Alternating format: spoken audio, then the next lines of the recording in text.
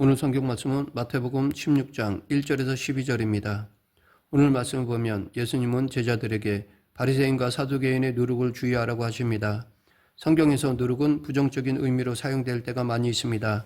그것은 누룩이 다른 것에 들어가서 원래의 성질을 바꾸어 놓는 특성이 있기 때문입니다. 빵을 만들 때에 밀가루에다 누룩을 함께 넣고 반죽한 후에 따뜻한 곳에 넣어두면 밀가루 반죽이 부풀어 올라 기존의 밀가루 반죽의 모양과 성질을 바꾸어 놓습니다. 그래서 누룩은 원래의 것을 변질시키는 것으로 이해되어졌습니다. 예수님은 제자들에게 바리새인과 사두개인의 누룩에 대해서 주의하라고 하셨는데 여기서 말씀하시는 그들의 누룩은 그들의 교훈을 말합니다. 그들은 하나님을 잘 믿는 사람들로 여겨졌지만 사실 하나님 말씀의 본래의 뜻을 왜곡시켜서 사람들을 그릇된 길로 인도하였습니다. 예수님께서 제자들에게 그들을 주의하라고 말씀하시기 전에 예수님은 그들에게 도전을 받으셨습니다. 오늘 본문 1절에 보면 바리새인과 사두개인들이 예수님께 왔습니다. 그들은 예수님께서 떡 5개와 물고기 2마리로 5,000명을 먹이고 그 후에 떡 7개와 물고기 2마리로 4,000명을 먹이신 사건을 듣고 예수님을 시험하기 위해서 찾아온 것이었습니다. 그런데 바리새인과 사두개인들이 예수님께 함께 왔는데 이것은 어울리지 않는 조합입니다. 그 당시 유대교는 몇 개의 대표적인 종교적 그룹이 있었습니다. 그중 대표적으로 바리새파, 사두개파, 에세네파가 있습니다. 에세네파는 세속화를 거부하고 다른 어떤 분파보다 구별된 삶을 살았던 사람들이었습니다. 그들은 율법을 지키는 경건의 삶을 위해 광야와 같은 외진 곳에 자신들만의 신앙 공동체를 만들고 수도 생활을 하기도 하였습니다. 여기에 하나를 더 거론한다면 열심당이 있습니다. 이들은 이스라엘은 다윗 왕의 자손만이 다스려야 함을 주장하며 로마 제국의 통치에 대해 무력으로 저항했던 무리들이었습니다. 이 중에 가장 유력한 유대교 안의 두 그룹은 바리새파와 사두개파였습니다. 이들은 서로의 종교적, 정치적 입장이 달랐고 이로 인해서 그들은 서로 어울리지 않았습니다. 오히려 서로를 경계하는 관계였습니다. 그런데 그들이 지금 예수님을 시험하고자 함께 온 것입니다. 평소에는 전혀 함께하지 않은 바리새인과 사두개인들이 함께 와서 예수님을 시험하고자 하여 하늘로부터 오는 표적을 보여달라고 예수님께 요구하였습니다.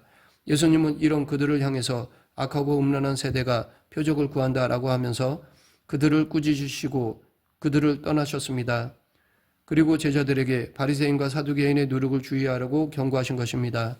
이 시간 오늘 본문을 통해서 예수님께서 말씀하시는 하늘로부터 오는 표적은 무엇이고 또한 바리새인과 사두개인들의 교훈과 같이 우리의 신앙생활에 부정적인 영향력을 끼치는 누룩과 같은 것들은 무엇이 있는지에 대해 알아보겠습니다. 바리새인과 사두개인들은 예수님을 시험하기 위해서 하늘로부터 오는 표적을 예수님께 요구하였습니다. 그들이 하늘로부터 오는 표적을 요구한 것은 예수님께서 떡 7개와 물고기 2마리로 4,000명을 먹이신 사건과 관련되어 있습니다. 예수님이 떡으로 사람을 먹이신 그 기적을 보고 그들이 연상한 것은 모세가 이스라엘을 이끌던 광야 시대 때 하늘에서 내린 만나였습니다.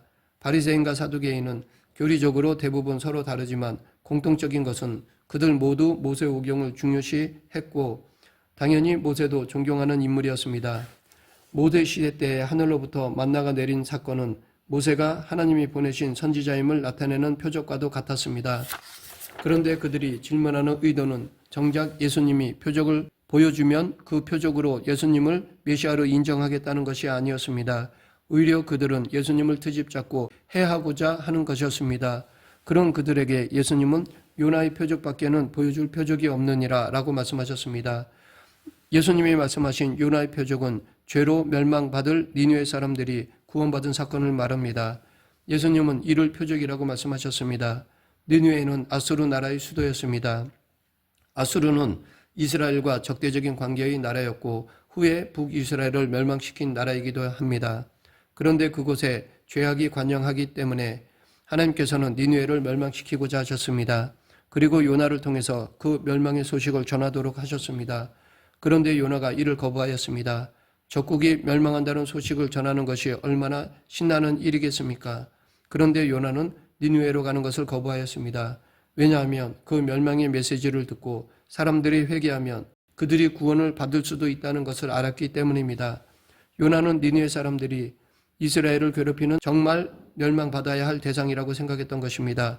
그래서 요나는 그들이 멸망당할 것을 알려주지도 않으므로 회개와 구원의 기회도 주지 않으려고 했던 것입니다.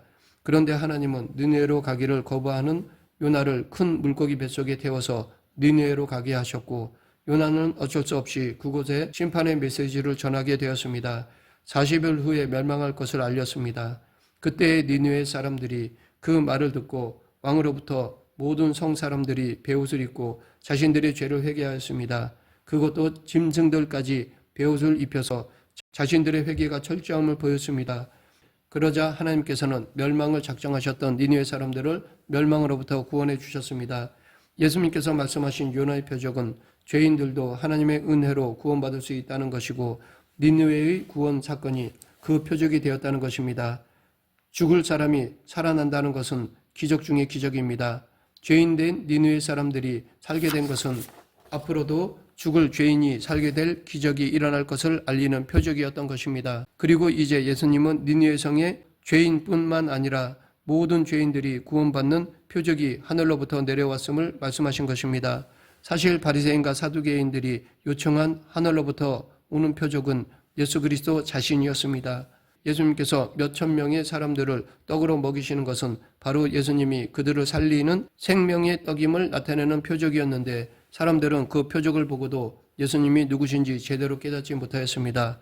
오히려 바리새인과 사두개인들은 그 표적을 왜곡하고 예수님을 헤아려 하였습니다. 예수님은 이런 그들에게 너희가 날씨는 분별할 줄 알면서 시대의 표적은 분별할 수 없느냐라고 말씀하셨습니다.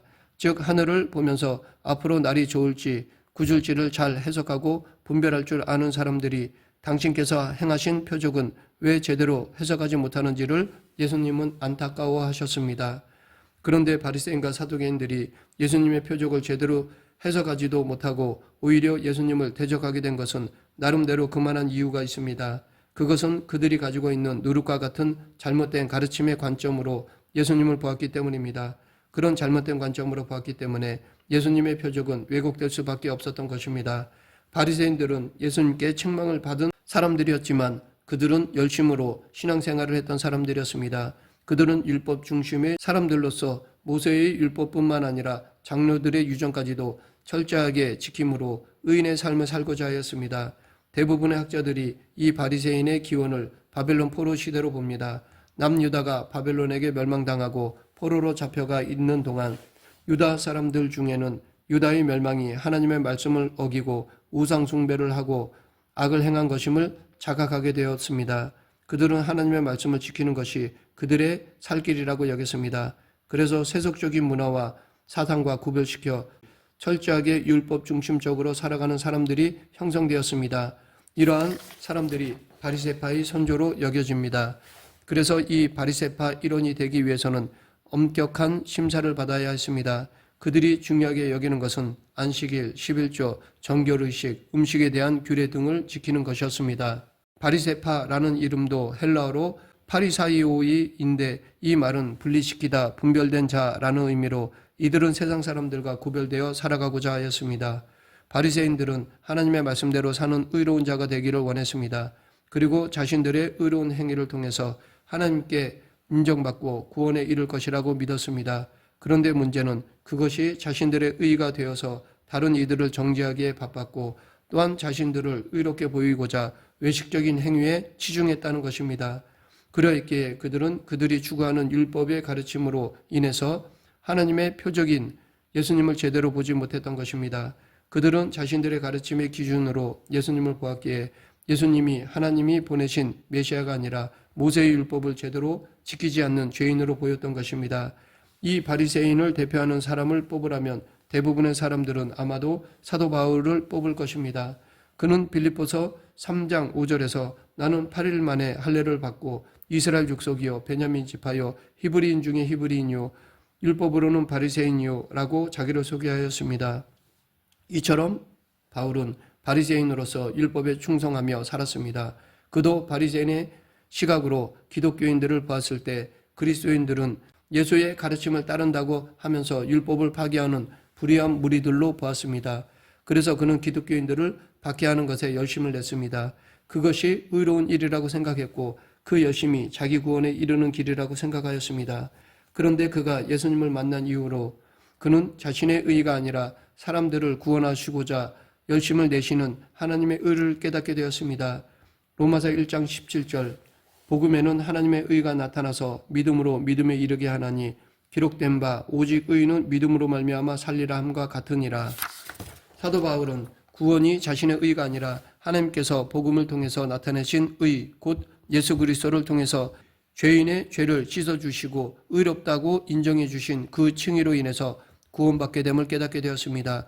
곧 그는 하늘로부터 오는 표적이 바로 예수 그리스도이심을 깨닫게 되었습니다. 사도 바울은 모든 이들이 정죄받을 죄인이지만 그럼에도 예수 그리스도를 통해서 구원하시는 하나님의 사랑과 은혜를 깨닫게 된 것입니다. 바리새인의 누룩이 있습니다. 그들의 누룩은 율법주의적인 자신의 의로움과 경건의 모습을 내세우며 그렇지 못한 이들을 정죄하는 교만한 태도입니다. 하지만 진정으로 의인은 하나님과 사람들 앞에 겸손합니다. 왜냐하면 자신은 전적으로 타락했음을 깨닫고 죄인이 구원받을 길은 자신의 의로운 행위가 아니라 하나님의 은혜임을 깨닫기 때문입니다. 그러하기에 자신의 의로움조차도 하나님의 은혜로 되어진 것임을 알기 때문입니다. 예수님은 사두개인의 누룩도 조심할 것을 말씀하셨습니다. 바리새인들이 율법주의적이라면 사두개인은 성전 중심의 사람들이었습니다. 그들은 예루살렘 성전에서 제사장직을 감당하였습니다. 사두개인들 또한 당시 엘리트 집단이었습니다. 그들의 이름에서 알 수 있듯이 사두개인들은 다윗 시대의 제사장 사독의 뒤를 이어 제사장 직무를 수행한 사람들이었습니다. 그들은 소수였지만 성전을 중요시하는 유대인들에게 있어서는 중요한 인물들이었습니다. 그리고 바리새인과 더불어 유대인들에게 강력한 영향력을 미치는 사람들이었습니다. 그런데 이 사두개인들의 누룩과 같은 가르침도 예수 그리스도의 구세주 되심을 부인하게 만들었습니다. 사두개인들은 영적인 것에 대해서는 부정하였습니다. 그들은 부활, 천사, 영생 등에 대해서는 믿지 않았습니다.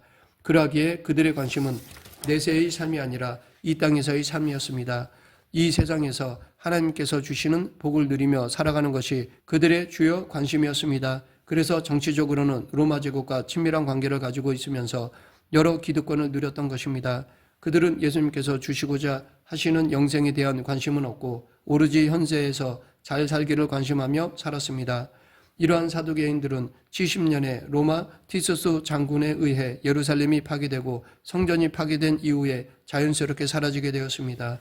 우리가 믿음 생활을 할 때 예수님께서 주시는 영생의 소망을 가지지 못하고 이 땅에서의 부귀와 영광만을 추구하면서 살아간다면 사두개인의 누룩을 조심해야 할 것입니다.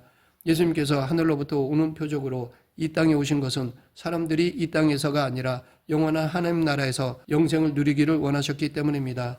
우리 모두가 지금은 이 세상에서 살아가고 있지만 우리는 예수님께서 주신 영생을 누리기 위해 준비하면서 살아가야 하는 것입니다. 이 땅에서의 부귀 영광이 아니라 하나님 나라에서 하나님께 받은 상급과 영광을 소망하며 살아야 하는 것입니다.